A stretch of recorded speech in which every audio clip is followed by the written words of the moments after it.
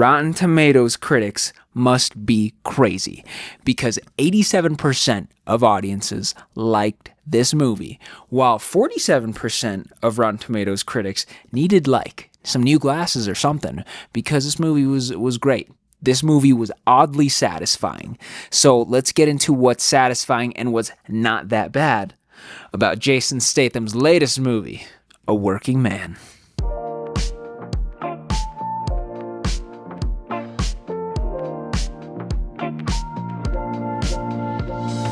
Welcome to another episode of It's Not That Bad with me, Jared, where we take terrible movies and tell you what's good about them. And today actually isn't that bad of a movie. I'm semi-sarcastic about a lot of movies, but this movie really wasn't terrible. Not only was it entertaining, but it was satisfying. And because a lot of people don't know the plot to this movie, I made ChatGPT tell me how to explain it on this channel because I really didn't know how to explain the plot. So here goes nothing. Okay, on camera, you direct to camera dynamic. Jason Statham plays Levin Cade, a retired Royal Marine working construction in Chicago. He's quiet, skilled, and doing his best just to keep life moving forward. Then everything changes in a single instant. You know what? I can't do this. ChatGPT was a little too dramatic for me. But basically the movie, it just starts off with Jason Statham being this blue-collar working guy. One night, his boss's daughter gets kidnapped. By the way, his boss is Michael Pena, who is also really amazing in this movie with the short role that he has. This family treats Jason Statham like family. Anyways, the daughter, Jenny, gets kidnapped. Also, Jason Statham's name in this is Levin, Levon. Anyways, daughter gets kidnapped. And Jason Statham, Levin, goes into this whole mode of, I gotta get, my boss's daughter back. Even though initially I wasn't going to do it because I'm retired from the English military higher up where he was trained to kill people. You know what? I don't really know a lot of his backstory in this, but he has a military past, and this really helps him figure out, she was human trafficked.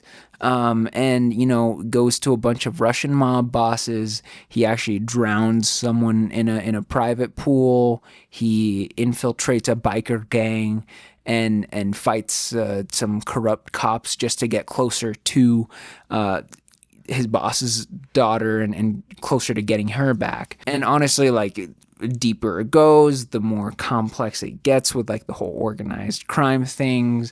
But Levin, he just keeps going. He eventually gets the daughter back. He goes into this remote compound and he finds Jenny there, storms in. He's just bop bop. He's super brutal and relentless in this, and it's so fun to watch. And then delivers the rescue, gets him back, or gets her back. And the ending scene is just this tender moment. So it's Jason Statham and the daughter coming back to the house. Michael Pena and Michael Pena's wife in this movie is oh my gosh, they swarm her, and it's just this tender reunion. That's where it ends. But it's gonna be a timeless movie. I can already tell. But doesn't that sound pretty dope? I mean, there's three things to me that this movie did exceptionally well. One of them being David Harbour's character. He's the guy that adds depth to Jason's character without giving any major information and just giving context by calling themselves brothers to each other. They're we're brothers. And the audience is you know what? We don't know what that means, but honestly, that's pretty cool. Adds to the story. The movie really doesn't give us anything about the background. We just know that Jason Statham has a military background and he somehow knows David Harbour's character, and all we could gather from it is that they were old army pals that served together. But really, we don't need the context because we just feel their brotherly bond and connection without any context. It's kind of meeting meeting your significant other's friend with no context, but you know, like, they're close because, like, your significant other's like, oh, like, we're close. Second, this movie felt familiar because it was a director working with the same actor in a different movie, different plot, but similar themes. Now, this movie did feel very Beekeeper-esque to me, right? If you haven't watched it, it's actually, like, a lot more satisfying than A Working Man, but it feels very similar. It's very similar in theme, where there's like an everyday problem that plagues millions.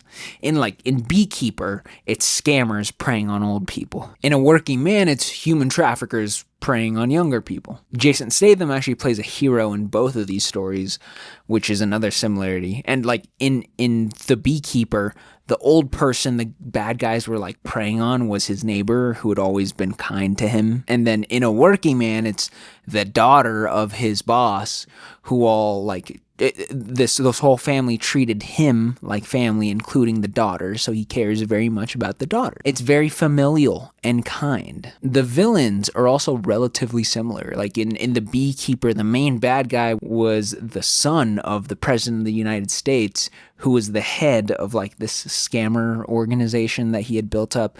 And in A Working Man, it's the son of a mafia leader. It all feels very woven together. The action sequences and how he gets them are also similar because he kills anyone to get to the people he needs to ultimately kill and then rescue, and moves higher up in each organization just basically to find out who he needs to kill. The only differences that I see in this movie is the fact that Statham has a daughter in this movie, and this movie does not have Josh Hutcherson. Third, you can't really help but root for Statham this entire time. Now, I don't know what it is, but this movie is so easy to watch, and like it's so easy to be satisfied at the end of this movie. Like, Statham is literally so cool in this. He's throwing coffee in people's faces. He's throwing grenades in a comical way where he stops, waits a second, then throws it. He's shooting some fun guns that I see. He's like the English John Wick. He's helping a family by going after their kidnapped daughter. This like Americanized Statham is exactly what Hollywood needs. He's what America needs to root for.